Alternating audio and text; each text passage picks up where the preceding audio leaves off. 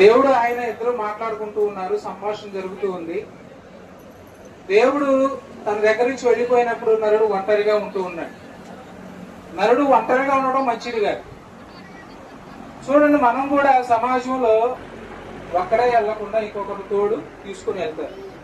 ఎందుకని అంటే యేసుప్రభువు ఒక మాట చెప్తాడు, గుడ్డివాడికి త్రోవ చూపలేడు. ఇద్దరు గుడ్డివారు ప్రయాణం చేస్తే ఇద్దరు గుంటలో పడతాడు కనుక ఒకడికొకడు తోడు ఒకడు పడితే ఇంకొకడు వాడిని లేపుతాడు.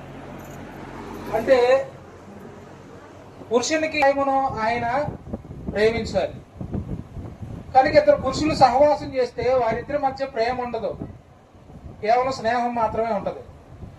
కానీ ఒక స్త్రీ పురుషుడు స్నేహం చేస్తే వారి మధ్య ప్రేమ అనేది చిగురించుద్ది. కనుక స్త్రీ పురుషులు మాత్రమే ఒకరికొకరు సాటి అయిన సహకారులుగా ఉండగలుగుతారని దేవుడు ఆలోచన చేసి నరునికి గాఢ నిద్ర కలగజేసి వారి పక్కటెముకలు ఒక ఎముక తీసి స్త్రీగా నిర్మించి వారి ద్వారా భూమి మీద సంతానం కావాలి అని దేవుడు కోరుకున్నాడు. కనుక వారిని మీరు సంసారం చేసి కనండి అనే మాట దేవుడు అనలేదు. వారిని వివాహం ద్వారా జతపరిచాడు.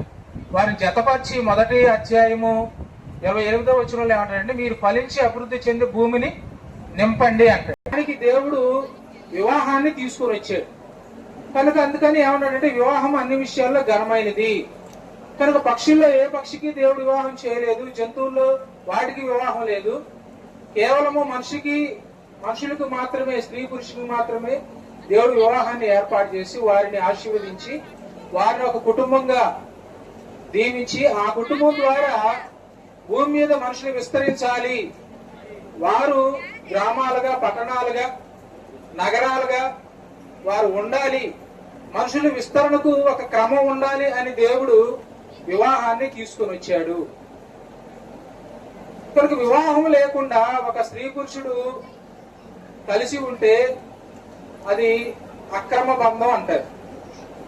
వివాహం ద్వారా కలిసి ఉన్నప్పుడు అది క్రమమైన బంధం అంటారు. కనుక వివాహంలో దేవుడు ఏం చెప్పాడంటే, తన తండ్రిని తల్లిని విడిచి తన భార్యను హత్తుకొనును, వారిద్దరూ ఏక శరీరం అయి ఉంటారు అని. అంటే ఒకే శరీరము, ఒకే మనస్సు, ఒకే శిరస్సు, వారిద్దరూ కలిసి ఏక శరీరంగా. అంటే ఒక శరీరానికి ఒక శిరస్సు మాత్రమే ఉంటది. ఆ ఒక శిరస్సు యొక్క ఆలోచన శరీరము అనుసరించుద్ది. కానీ ఇక్కడ వివాహంలో చూస్తే శరీరాలు రెండు, శిరస్సు ఒకటి. ఎఫెసీ పత్రికలో 5వ అధ్యాయం 22వ వచనం నుంచి మనం చదువుకున్న విధంగా భార్యాభర్తలు ఎలా ఉండాలో అనేటువంటి విషయాన్ని అక్కడ తెలియజేస్తారు. వచ్చిన మనం చదువుకుంటే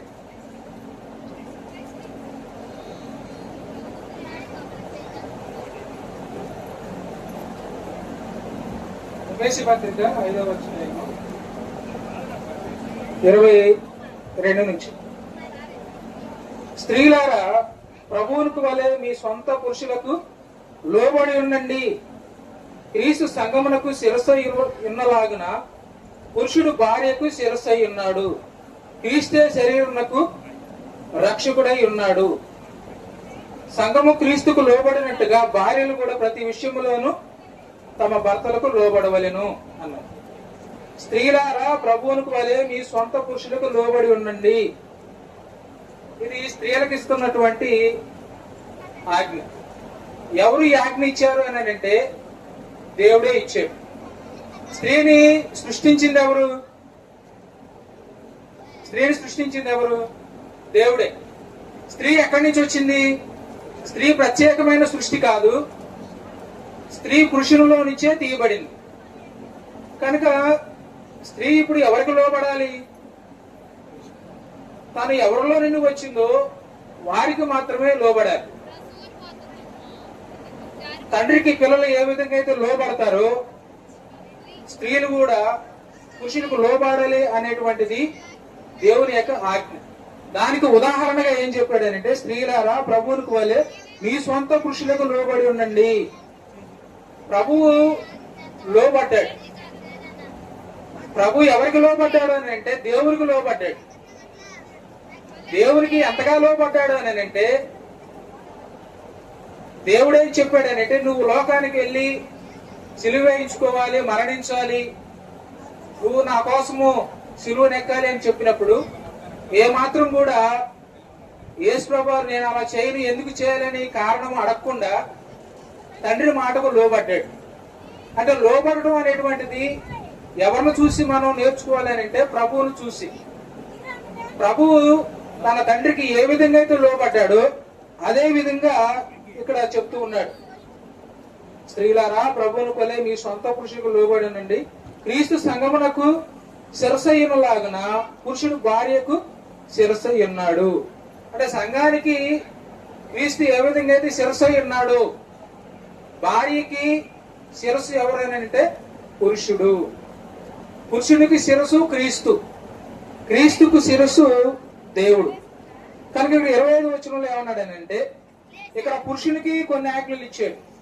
పురుషులారా మీరును మీ భార్యను ప్రేమించండి, అటువలే క్రీస్తు కూడా సంఘమును ప్రేమించి అది కళంకమైనను ముడతైనను అటుది ఏదైనను లేక పరిశుద్ధమైనది గాను నిర్దోషమైనది గాను మహిమల సంఘము గాను ఆయన తన ఎదుట దానిని నిలవబెట్టుకొనవలనని వాక్యమును ఉదక స్నానము చేత దానిని పవిత్రపరిచి పరిశుద్ధపరచుటకై దాని కొరకు తనను తాను అప్పగించుకొనెను. కనుక స్త్రీని ఏమన్నాడనంటే మీ పురుషులకు లోబడండి అన్నాడు. పురుషులకి ఏం చెప్తూ ఉన్నాడనంటే, పురుషులారా మీరు మీ భార్యలను ప్రేమించండి. కనుక ప్రేమించడం అంటే ఏంటి? ప్రేమించడం అంటే కేవలం అందాన్ని చూసే, లేకుంటే భార్య తరపున ఉన్నటువంటి ఆస్తులను చూసో వాటిని చూసో ప్రేమించడం కాదు. కనుక ప్రేమించడం అంటే దేవుడు లోకాన్ని ఎలాగైతే ప్రేమించాడో, దేవుడు లోకాన్ని ప్రేమిస్తే దేవుడు లోకం కోసం ఏం చేశాడు? కనుక లోకస్వార్త 3:16 ఏమంటాడంటే, దేవుడు లోకమును ఎంతో ప్రేమించును కాగా ఆయన తన అద్వితీయ కుమారుడు పుట్టిన యందు విశ్వాసించు ప్రతి వాడు నశింపుక నిత్యజీవం పొందవాలని ఆయన అనుగ్రహించును అంటాడు. అంటే దేవుడు లోకాన్ని ఎంతగా ప్రేమించాడు అంటే తన కుమారుని లోకం కోసం బలి అర్పించేంతగా ప్రేమించాడు. కానీ ఇక్కడ పురుషుడు భార్యను ప్రేమించాలని అంటే ఎంతగా ప్రేమించాలంటే భార్య కోసము తన ప్రాణము పెట్టేంతగా. అంటే చూడండి, ఇక్కడ శిరస్సుకి ఏమైనా వస్త్రం ఉందా? కనుక దేహాన్ని ప్రేమించిన వాడు ఎవడూ లేడు. ప్రతి ఒక్కడు కూడా తన దేహాన్ని ప్రేమించుకుంటాడు. తన సొంత దేహం వలె మీ భార్యను ప్రేమించండి అని అంటే, నీ సొంత దేహాన్ని ఖరీదు కలిగినటువంటి మైసూర్ శాండిల్ సబ్బుతో ఏ విధంగా అయితే ఉదయం సాయంత్రం స్నానం చేస్తావో, సువాసన కలిగినటువంటి సెంట్లు ఏ విధంగా అయితే కొట్టుకుంటావో, నీ చేతులకి ఏ విధంగా అయితే బంగారు ఉంగరాలు పెట్టుకుంటావో, అంటే ఇది నా సొంత దేహం కాబట్టి దాన్ని నేను గౌరవించుకుంటాను, విలువగా ఉంచుకుంటాను. ఇప్పుడు నా దేహానికి ఉన్నటువంటి వస్త్రాలను చూసి, నా ఒంటి మీద ఉన్నటువంటి నగలను చూసి, గొలుసులు చూసి బయటికి వెళ్తే నా దేహానికి ఒక విలువ ఉంది. కానీ శిరస్సుకి ఏ ఆభరణం లేదు. కనుక పురుషుడు తన సొంత దేహాన్ని ఏ విధంగా అయితే గణపరుచుకుంటాడో అదే విధంగా తన భార్య అనేటువంటి శరీరాన్ని కూడా అలాగే ప్రేమించి దాన్ని గణపరచాలి అంటాడు. అంటే ఎంతగా అంటే క్రీస్తు సంఘం కోసం తన ప్రాణాన్ని అర్పించాడు. అంతగా పురుషుడు తన భార్యను ప్రేమించాలి అంటాడు. చూడండి, ఇక్కడ మనం కిందకి చదువుకుంటూ వస్తే 30వ వచనంలో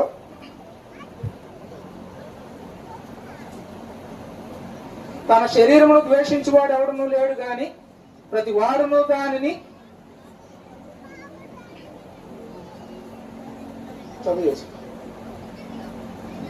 ప్రతివాడు దాన్ని పోషించి సంరక్షించును. మనము క్రీస్తు శరీరమునకు అవయవమై ఉన్నాము గనుక అలాగే క్రీస్తు కూడా సంఘమును పోషించి సంరక్షిస్తున్నాడు.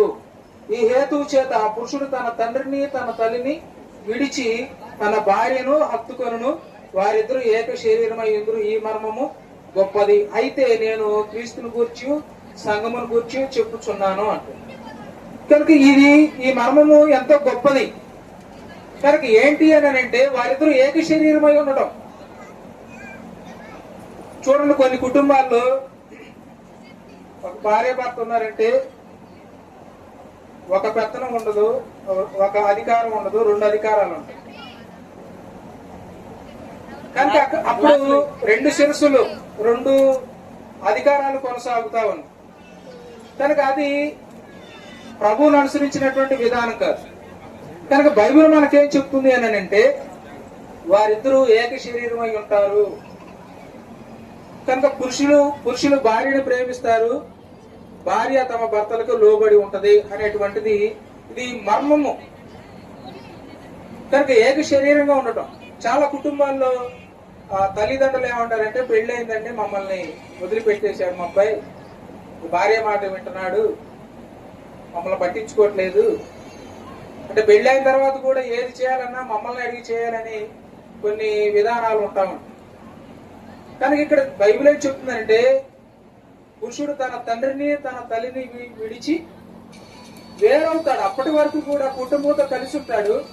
తన కొరకు ఒక సాటి అయిన సహాయము దేవుడు ఆయనకు అనుగ్రహించాడు కాబట్టి వారిని విడిచిపెడతాడు. కనుక చూడండి, తల్లి కుమారుడికి భార్య కాలేదు, తల్లిగానే ఉంటది. కానీ భార్య భర్తకి తల్లి అవ్వగలదు, భార్య అవ్వగలదు. కనుక దేవుడు ఆ విధంగా ఒక తల్లి అవసరం ఎంతవరకు అంతవరకు నుంచి, ఆ తర్వాత భార్య అవసరం ఎంతవరకు దేవుడు ఆ విధంగా ఏర్పాటు చేశాడు. కనుక ఈ మర్మం గొప్పదన్నమాట. కనుక వివాహంలో ఏ విధంగా వారు ఉండాలి, వివాహం అయిన తర్వాత ఎలా ఉండాలి అనేటువంటి విషయాలు దేవుడు తన గ్రంథం ద్వారా మనకు తెలియజేసుకున్నాడు. కనుక ఆ విధానాన్ని ప్రతి ఒక్కరూ కూడా అనుసరించాలని మనవి చేస్తూ, అలాగే నూతన వధువరులు కూడా ఈ యొక్క వాక్యాన్ని వారి జీవిత కాలంలో గుర్తుంచుకొని ఆ విధంగా నడుచుకుంటారని వారికి తెలియజేస్తూ వాక్యాన్ని ముగిస్తున్నాను. మీ అందరికి కూడా